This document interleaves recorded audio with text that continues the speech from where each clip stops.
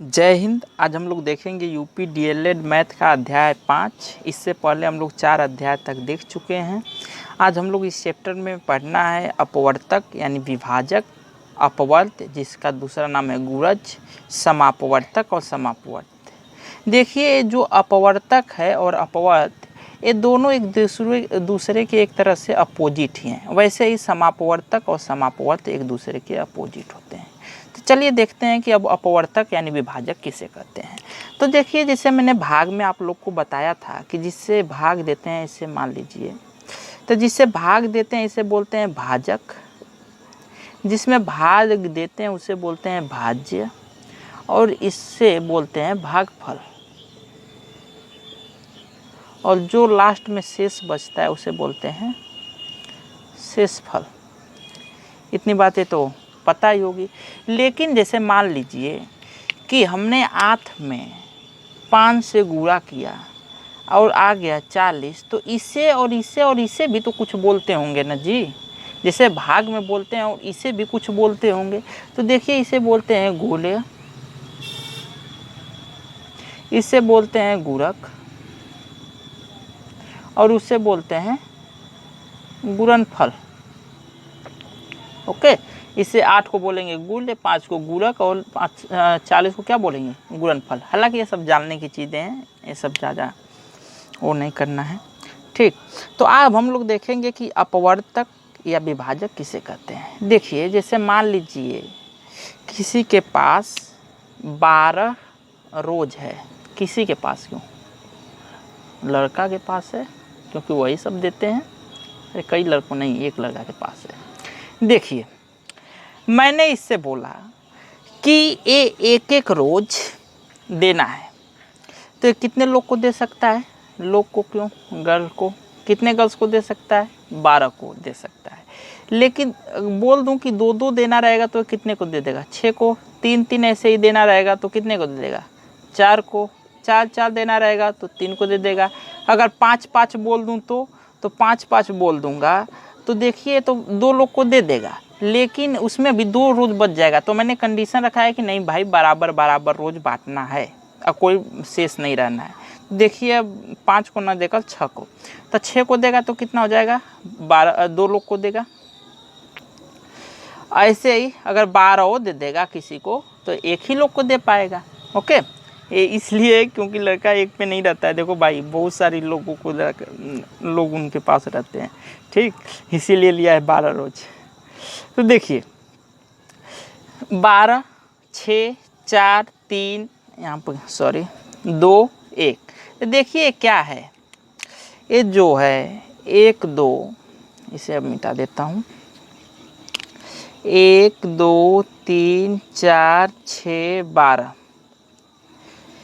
यही 1, 2, 3, 4, 6, 12, इस 12 के कहलाते हैं अपवर्तक। अपवर्तक यानी विभाजक। इसका मतलब ये होता है कि ये जो संख्याएं हैं ये 12 को काट देंगी। सीधा सीधा इसका अर्थ यही होता है कि ये 1, 2, 3, 4, 6, 12 जो संख्याएं वो 12 को विभाज्य कर देंगी, यानी पूरा पूरा काट देंगी। जैसे 1 से करेंगे तो वो तो 12 बार में काट देगा, 6 6 बार में काट देगा, 2 6 बार में काट देगा, 3 4 बार में, 4 3 बार में, 6 2 बार में, पूरा पूरा काट देगा। ओके, तो ये जो विभाजक जो भी होता है उस संख्या को पूरी पूरी काट देता है। ओके, अब देखो इसमें चलते हैं आगे। अब इसमें आगे क्या है, तो आप ये समझ में आ गया होगा कि अपवर्तक किसे कहते हैं, विभाजक। जैसे मान लीजिए कि मैं 12 न लिख कर यहीं पर 16 लिख दूं। 16, तो 16 तो 1 से कट जाएगा, 2 से कट जाएगा, 3 से कटेगा नहीं कटेगा, 4 से कट जाएगा, 5 से कटेगा नहीं कटेगा, 6 से नहीं कटेगा, 7 से नहीं कटेगा, 8 से कट जाएगा, 9 10 11 12 इन सब से नहीं कटेगा। आप सीधा अपने खुद से कटेगा। कोई भी संख्या खुद से कटती है और 1 से हमेशा कटती है और खुद से हमेशा कटती है। ओके, तो देखो ये 1 2 4 6 8 16 ये सब क्या है? ये सब 16 के क्या है? अपवर्तक है, विभाजक है। वैसे ही मान लीजिए, अब देखिए अपवर्त क्या होता है, गुणज क्या होता है। तो अपवर्तक समझ में आ गया, विभाजक। अब अपवर्त क्या है, जैसे मान लीजिए कि मैंने लिख दिया 8 × 5। ये कितना हो जाएगा 40। 8 गुणे 5 क्या हुआ 40। तो ये 40 जो है ना, इसी को हम लोग बोलते हैं अपवर्त्य। अपवर्त्य क्या बोलते हैं? अपवर्त्य या गुरज। गुरज, ठीक। इसी को क्या बोलते हैं? अपवर्त्य या गुरज। इसी को क्या बोलते हैं? अपवर्त्य या गुरज। तो देखिए, अब तो आप लोग तो बोलेंगे कि देखो इसी को बोलते थे गुणनफल। गुणनफल, तो हाँ सही बात है, इसी को गुणनफल भी बोलते हैं, अपवर्त भी बोलते हैं, गुरज भी बोलते हैं। अब जिस नाम से आप इसे बुला लें, ठीक। तो अपवर्त किसे बोलते हैं? इसे बोलते हैं। तो इसे बोलोगे कि इसे क्या बोलते हैं? तो इसे अपवर्त हो गया ना, ये इसका क्या हुआ? अपवर्त हो गया, सॉरी अपवर्तक हो गया, अपवर्तक। ये इसका क्या हो गया? क्योंकि ये 5 से भी कटेगा, 8 से भी कटेगा, तो ये दोनों क्या हो गए? इसके अपवर्तक हो गए। और ये 40 क्या हो गया? अपवर्त हो गया। यानी जो संख्याओं के गुणनफल से जो संख्या हमें प्राप्त होती है उसी को क्या बोलते हैं? अपवर्त बोलते हैं। ओके, तो ये 8 का क्या हो गया? अपवर्त हो गया। 5 का, ये 40 क्या हो गया? अपवर्त हो गया। लेकिन 40 का मैं पूछ दूं कि अपवर्तक क्या होगा, तो 40 का अपवर्तक 8 होगा, 5 होगा। जरूरी नहीं कि यही होंगे, 1 भी हो सकता है, 2 भी होगा, 3 4 भी होगा, 5 भी होगा, 5 तो है ही, 10 होगा। तो ऐसे बहुत सारे इसके अपवर्त होंगे 40 के, जिसमें से 8 और 5 भी अपवर्तक इसके हैं। और 8 और 5 के अपवर्त्य 40 हो गया। ओके, तो जो गुणनफल होता है उसी को क्या बोलते हैं? अपवर्त्य बोलते हैं। उसी को क्या बोलते हैं? गुरज बोलते हैं। ओके, अब देखिए, तो ये समझ में आ गया होगा कि अपवर्तक किसे बोलते हैं? जो इधर रहता है उसे अपवर्तक बोलते हैं, और जो हमें रिजल्ट आता है उसे क्या बोलते हैं? अपवर्त्य बोलते हैं, यानी गुरज बोलते हैं, गुणनफल बोलते हैं। इतनी बातें समझ में आ गई होंगी। अब देखिए, अब चलते हैं आगे। तो सिंपल है, इसमें कुछ है नहीं। अपवर्तक को होता है मतलब जो उस संख्या को काट दे। जैसे मान लीजिए कि मैंने 40 से लिख दिया, तो कौन कौन सी संख्या इसे काट देंगी, वही उसका अपवर्तक होगा। हमेशा इससे छोटी संख्या इसे कट करेगी, और 1 हमेशा इसे कट करेगा, और एक खुद संख्या 40 भी अपने आप को खुद ही कट कर देगा एक बार में। तो कोई भी संख्या का एक और स्वयं से कट जाती हैं, और उसके बहुत सारे अपवर्तक हो सकते हैं। और ये अपवर्त क्या होता है? तो अपवर्त उसका गुणनफल होता है। जैसे मान लीजिए कि मैंने 8 और 5 का अपवर्त क्या हो जाएगा? तो 8 और 5 का अपवर्त हो जाएगा 40। ऐसे भी मैंने बोल दिया कि एक हमें 2 का अपवर्त बताओ, तो 2 का अपवर्त अगर 2 में 1 से गुणा करेंगे तो 2 हो जाएगा, 2 में 2 से गुणा करेंगे तो 4 हो जाएगा, 2 में फिर 3 से गुणा करेंगे तो 6, 8, 10, 12। तो ये सब क्या हो गए? इसके अपवर्त हो गए। ये सब क्या हो गए? इसके अपवर्त हो गए। ओके, तो देखो अपवर्त हमेशा उससे बराबर या उससे ज़्यादा होता जाता है, जबकि अपवर्तक जो होता है यानी विभाजक जो होता है हमेशा उसके बराबर या उससे कम रहता है। तो इसमें अंतर क्या है? अपवर्तक हमेशा उसके बराबर या उससे कम रहेगा, और ये अपवर्त जो है हमेशा उससे ज़्यादा या उसके बराबर रहेगा। ओके, इतनी बातें समझ में आ गई होंगी। अब चलिए चलते हैं आगे और समझते हैं समापवर्तक और समापवर्त्य। ओके, तो देखिए, अच्छा इससे पहले मैं एक आपको बात बता देता हूँ, एक इंटरेस्टिंग चीज़। आपने बहुत सारा पढ़ा होगा, लेकिन देखिए अगर आपको पता है, जैसे मैंने लिख दिया 15 हमेशा जो भी संख्या लिखी है, अगर उस संख्या के योग को उस संख्या में से घटा दिया जाए तो 9 से वो हमेशा कट जाती है। आप कहोगे क्या है सब उल्टा सीधा बोल रहे हो, समझ में नहीं आ रहा है। तो देखो, अगर 15 है ना जी, तो 15 को जोड़ेंगे तो क्या होगा? 1 + 5 कितना हो जाएगा? 6 हो जाएगा। 6 को इसमें से माइनस करो, कितना आएगा? 9। 9 से कटेगा कि नहीं कटेगा? कहोगे कि अरे है तो तुम अपने मन से लिख दिए होगे कोई संख्या। मान लो कि मैंने ले लिया 55। ओके, तो 55 को, तो 55 में मैं 5 5 ऐड करूँगा, कितना होगा? 10 होगा। 10 को मैं इसमें से माइनस करता हूँ, कितना आएगा? 45। 45 9 से कटेगा कि नहीं कटेगा? 9 × 5 = 45। जैसे मान लो कि अब कहोगे कि 2 2 क्या ले लो, 3 3 लेकर दिखाओ। 1 1 ले लिया, 111 ले लिया। अब इसे मैं ऐड करता हूँ, 1 1 + 1, ये कितना हो जाएगा? 1 1 1 3 हो जाएगा। 3 को इसमें से माइनस करता हूँ तो कितना आएगा? 108, 108 आ जाएगा। 108 आ जाएगा, तो इसमें 9 से कटेगा कि नहीं जी? देखो 9 × 9 एक है, ऊपर उठ रहा है 2 बार में 18। ओके, तो ये कट गया कि नहीं 12 बार में। तो कोई भी संख्या रहती है, अगर उसे जोड़ दोगे और जोड़कर उसमें से घटाओगे तो हमेशा संख्या 9 से विभाज्य हो जाती है। ये बात आपको पता थी? पता थी तो बढ़िया है, नहीं जानते हो तो जान लो। चलो आगे चलते हैं। अब देखिए इसमें देखते हैं समापवर्तक।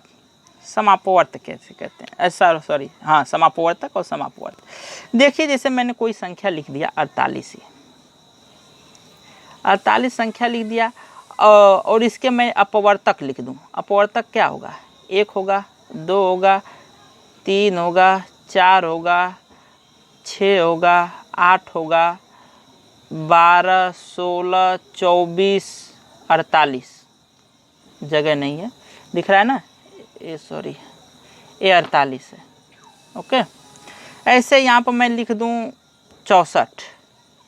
तो 64 के कौन कौन? 1 से कटेगा, 2 से कटेगा, 4 से कटेगा, 8 से कटेगा, 16 से कटेगा, 32 से कटेगा, 64 से कटेगा।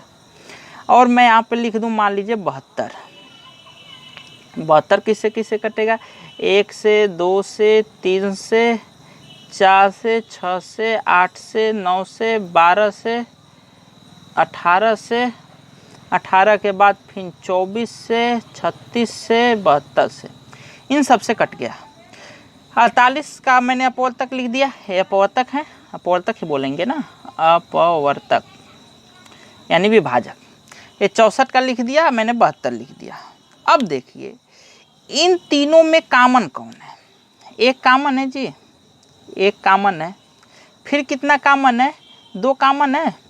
एक तो हमेशा सब में ही कॉमन रहता है, इसे छोड़ो, या हम ले सकते हो कोई बात नहीं। 2 देखो, 2 तीनों में कॉमन है। फिर 3 कॉमन है, 3 नहीं कॉमन है ही नहीं। फिर 4 देखो, 4 कॉमन है तीनों में। फिर 4 के बाद कोई कॉमन है? 4 के बाद 8 देखो भाई यहाँ पे कॉमन है। तो 1 1 2 2 4 4 और 8 8, 1 2 4 8, ये तीनों संख्याओं में कॉमन है। तो ये जो संख्याएं तीनों में कॉमन है, इसी को बोलते हैं हम लोग समापवर्तक। समापवर्तक क्या बोलते हैं? समापवर्तक। क्या बोलते हैं? समापवर्तक। क्या बोलते हैं? समापवर्तक। ओके, अच्छा, जो ये 2 3 4 6 हैं, इसे हम लोग बोले कि 48 के विभाजक हैं, अपवर्तक हैं, या इसी को बोलते हैं गुणनखंड भी हैं। जैसे मैंने लिखा था 8 × 5 = 40, तो ये क्या हो गया? अपवर्तक हो गया, विभाजक हो गया, ये हो गया अपवर्त या गुणज या गुणनफल। ठीक, अब कहोगे कि एक ही नाम को कितने नामों से बोल रहे हो? तो भाई ऐसा इसका कई नाम ही है। जैसे अपने मुंह पर कभी लगा कर काली लगा कर आ जाएगा, बोलेगा पहचानो कौन। फिर कभी मेकअप करके आएगा, उसी में भी न जाने कौन सा भूरा, लाल, पीला, न जाने कौन कौन सा आता है। तो ये देखो, तो इसी का इसे बोल देंगे अपवर्त, गुणज या कुछ भी। अपवर्त, गुणज, गुणनफल बोल सकते हैं। इसको भी बोल सकते हैं अपवर्तक, विभाजक, या उसको बोल सकते हैं गुणनखंड। ये 40 का गुणनखंड भी है, गुणनखंड। तो देखो एक ही चीज़ को कई नामों से बोल सकते हैं।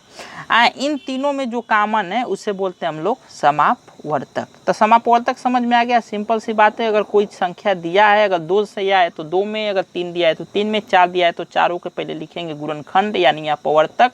इसमें देखेंगे कि उन संख्याओं में कौन कौन सी संख्याएं कॉमन है, और उन्हीं संख्याओं को हम लोग बोल देते हैं कि इन संख्याओं का अपवर्तक है। ओके, अब देखिए, अब हम लोग समझते हैं कि समापवर्त क्या है। समापवर्त, अपवर्तक समझ में आ गया होगा, आशा करता हूँ। एकदम एक और एग्जांपल इसमें लेकर समझा देता हूँ। जैसे मान लीजिए कि मैंने 4 लिखा और 6 लिखा, तो 4 1 से कटेगा, 2 से कटेगा, 4 से कटेगा, 6 1 से, 2 से, 3 से, खुद से। तो देखो 1 दोनों में कॉमन है, 2 भी कॉमन है, 4 तो है नहीं और न 3, तो 1 और 2 क्या हो गया? इसके समापवर्तक हो गया। ओके, अब इसमें हम लोग देखेंगे समापवर्त। अब हम लोग इसे देखना है, लास्ट टॉपिक, समापवर्त क्या होता है। तो समापवर्त क्या होता है भाई? देखो जैसे मान लीजिए मैंने कोई संख्या लिख लिया 3, 6, 9, तो अब इसका मैं लिखूं अपवर्त। इससे पहले मैं क्या लिख लिया था, अपवर्तक। अब मैं इसका लिखता हूं अपवर्त यानी गुरज। तो 3 का 1 से गुणा करेंगे तो क्या होगा, 3 ही होगा। फिर 6, फिर 12, फिर 18, सॉरी 9 ना होगा जी, 9, 12, 15, 18 ऐसे डाट डाट चलता जाएगा। 6 का 6, 12, 18, 24 ऐसे इसका भी जाता जाएगा। और 9 का 9, फिर 18, फिर 27 ऐसे चलता जाएगा। ठीक, तो इसमें हम लोग क्या लिखे, अपवर्त यानी गुरज, अपवर्त यानी गुरज लिखे हैं। ठीक, तो देखो अब इसमें क्या होता है, समापवर्त क्या होता है कि अब इसके अपवर्त में हम लोग देखते हैं कि कौन कौन कॉमन है। 3 है, कॉमन नहीं है। 6 कॉमन है, नहीं है। 2 में है, इसमें नहीं है। 9 2 में है, इसमें नहीं है। 18 देखो इसमें तीनों में कॉमन है। ठीक, ऐसे ही और आगे संख्याएं मिल जाएंगी अगर लिखेंगे तो हम सिर्फ समझाने के लिए बता रहे हैं। तो देखिए 18 जो है, 18 इन तीनों मतलब कि 3, 6 और 9 का क्या हो गया, समापवर्त हो गया। 18 क्या हुआ इन तीनों का, 3, 6, 9 का क्या हो गया, समापवर्त हो गया। ओके, तो ये होता है समापवर्त। यानी अपवर्त में देखते हैं कि कौन कॉमन है। समापवर्तक में पहले इन लोग का लिखेंगे अपवर्तक, कोई भी संख्या दी रहेगी अपवर्तक लिखेंगे, फिर उसमें कॉमन देखेंगे। और अपवर्त और अपवर्तक तो आप लोग को समझ में आ ही गया है। ठीक, तो यही इस चैप्टर में है, इतना ही है। और ये चैप्टर यहीं पर हो जाता है समाप्त। कोई भी संख्या यहाँ पर बड़ी संख्या दे सकता है। जैसे मान लीजिए एक और मैं एग्जाम्पल लेकर आप लोग को बता देता हूँ। जैसे मान लीजिए मैं छोटा एग्जाम्पल लेता हूँ, ले लिया 2, 4, 6, 2 के 2, 2 दूनी 4, 2 3 6, 2 चौको 8, 2 5 10, 2 6 12, 2 7 14, 2 से 16 ऐसे डाट डाट चलता जाएगा। ऐसे ही 4 के 4, 4 दूनी 8, 4 3 12, चल चौको 16 ऐसे चलता जाएगा। फिर 6 के 6, 6 दूनी 12, 6 3 18, चौको 24 ऐसे चलता जाएगा। तो इसमें देखो कौन सा कॉमन है, 2 नहीं है, 4 2 में है, इसमें है ही नहीं। 6 नहीं है, 7 8 नहीं है। 12 देखो इसमें कॉमन है, यहाँ पे भी 12, यहाँ पे भी 12 और यहाँ पे भी 12। तो 12 क्या हो गया, 2, 4 और 6 का क्या हो गया, समापवर्त क्या हो गया, समापवर्त। ठीक, तो ये होता है समापवर्त। मैं आशा करता हूँ कि आप लोग को ये चीज़ें समझ में आ गई होंगी। अपवर्त ये इस चैप्टर का कुछ क्वेश्चन है, इसे कर लीजिएगा। और जो नहीं आएगा इसका क्वेश्चन, इसका आप नंबरिंग कमेंट में कर दीजिएगा, मैं इसे अगले वीडियो में बता दूंगा। चलिए ठीक है, मिलते हैं अगले वीडियो में। जय हिंद।